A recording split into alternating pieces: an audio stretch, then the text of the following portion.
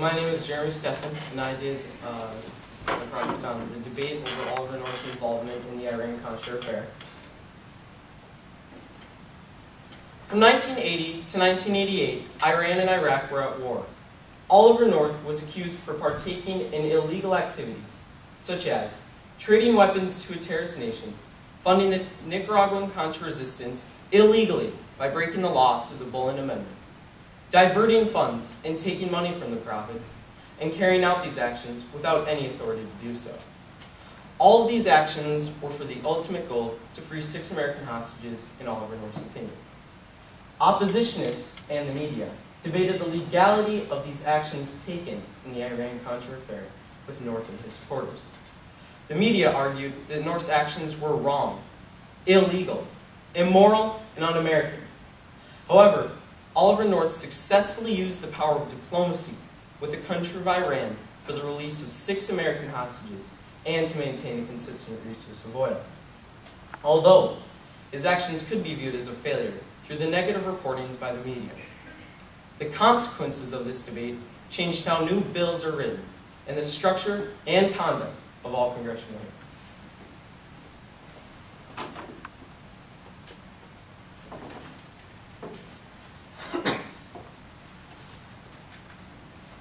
I know I'm a journalist. Why should I have to write another article about him? Oh, here's what I have for the facts. In the Middle East, in the 1980s, Iran and Iraq were at war. The Iraqis were getting military assistance from the Soviets. This was another Cold War scenario. If the Iraqis were to win the war, the Soviets in Iraq would control nearly all of the oil, making it nearly impossible for the US to get any of this oil. Now, the Iranians used to have a pro-Western government. It was overthrown by Islamic fundamentalists led by Ayatollah Khomeini in 1979. This new government supported terrorism towards US citizens. Lebanese kidnappers, who were backed by the connections with the Iranians, took 7 American civilians to Beirut as hostages. The Reagan administration proposed to use diplomacy to trade weapons for the release of the hostages. This was a 2-for-1 deal, because they were to have hostages released and have Iran defend themselves, which would help the US maintain a consistent resource of oil. But what I don't understand is how anyone, especially Congress, could possibly consider North's actions to be legal. I mean, look at this. In 1984, the US Congress passed the 3rd Bullen Amendment. It states, no funds available to the Central Intelligence Agency, the Department of Defense, or any other agency or entity of the United States involved in intelligence activities may be obligated or expended for the purpose for which would have the effect of supporting directly or indirectly military or paramilitary operations in Nicaragua by any nation, group, organization, movement, or individual. Did you hear that last part of the amendment? The US as a nation funded the rebel group. The National Security Council is a group and an organization, and Ollie is an individual. So obviously the law was broken through the Bullen Amendment because it clearly states it right here in black and white. Now here's another instance where his actions were illegal. Look at this. US laws on terrorism. The Arms Export Control Act prohibits the export of defense-related materials to countries on the terrorism list and requires a license for the export of dangerous materials. Now, it is a known fact that the United States traded weapons to a terrorist nation. For Ollie has even admitted it himself. This must be another law that Ollie thinks doesn't apply to him. Everyone else knows their place on the food chain. Apparently not him.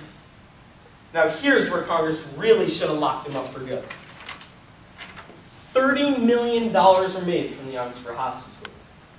But barely half of that money actually went to funding the rebels in Nicaragua. $14 million is somewhere out in the government, and Ollie had access to it. Now, it just so happens that on a lieutenant colonel's salary, he somehow afforded a new $16,000 home security system. That is not a coincidence. And lastly, Ollie claims that he had authority from his superiors at all times. But I have reason to believe otherwise.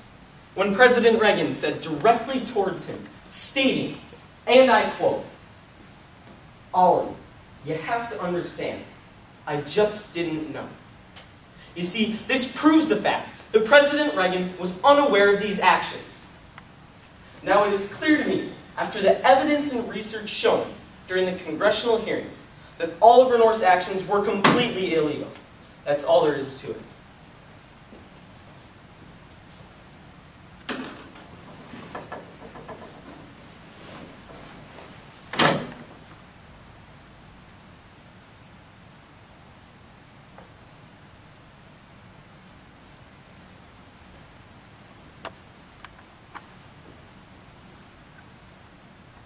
Why can't Congress understand that my actions were legal? If they gave me an opportunity to speak during the congressional hearings, I could prove to them that my actions were legal. Now, I'm being accused for selling arms illegally to Iran. But we had wealthy businessmen sell the weapons to the Iranians at their own suggested price for a profit. After carrying out these actions, a debate was triggered between myself and my false accusers. You see, I freed 6 American hostages, yet they call me immoral? This New York Times article claims that my actions were, quote, reckless, lawless, and shameless. If I continue, it also states, Colonel North's trading arms for hostages could have undermined the president's stern and stable policy of no concessions to a terrorist nation. But the part the media never includes is that this act was not illegal through any law because the United States did not directly transfer the arms to a terrorist nation. We had an independent group do it for us so that we could stay on the legal side of things. Now, I'm also being framed for diverting funds illegally through the opinions of the media. But my lawyer and I can prove that because the profits were made outside of the United States, and because they are not tax dollars, and because they are not money from an intelligence agency, the National Security Council, which is where I worked, and which also is an intelligence agency, could legally use the profits to fund the Sandinista rebels in Nicaragua. Through this method, it was not banned by the Bullen Amendment because a non-intelligence agency used the profits from the arms for hostage sales. And I will conclude with saying that I had not taken money from the arms for hostage sales. I simply bought a home security system because I felt my family was threatened because of my controversial actions. A true Marine would never carry out an action as such.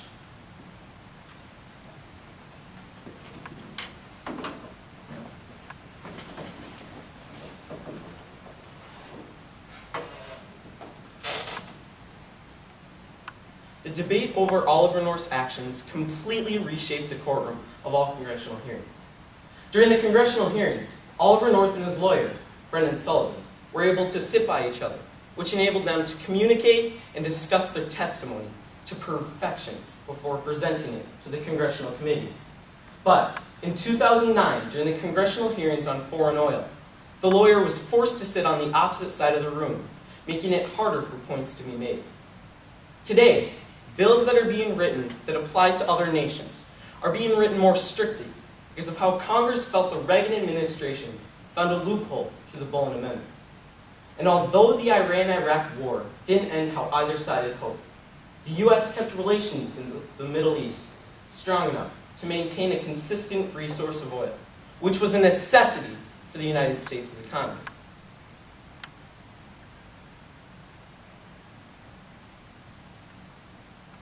By December 4th, 1991, the final hostage was released from Beirut, proving a success in